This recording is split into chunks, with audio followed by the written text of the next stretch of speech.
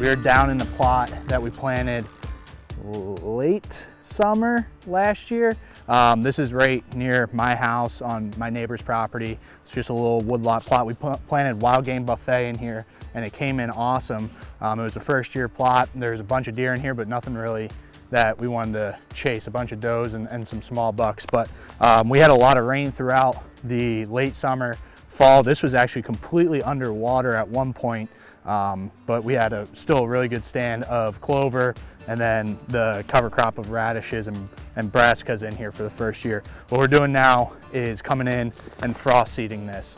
This is an awesome time of the year to do that, and we just wanted to take a second and give you things to think about before you head out and frost seed some old plots, new plots, and existing plots. Number one is the word frost.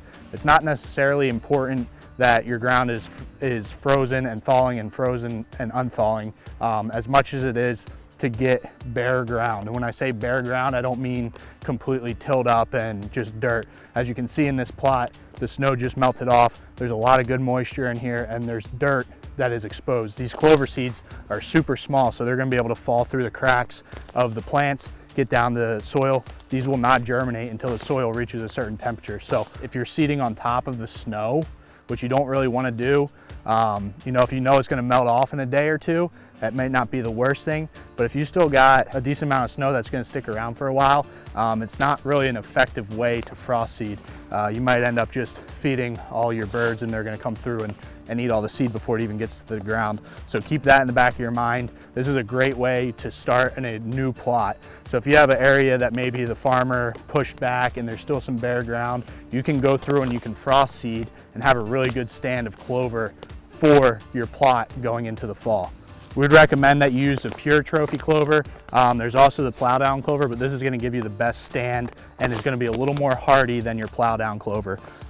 Great way to revamp existing clover plot that maybe got browsed or weeded out. If you get these seeds in the ground right now, they're gonna have that head start to really get you a good forage before the weed competition comes in. Another thing to keep in mind is your germination is probably not gonna be as good as if you had a tilled up soil bed.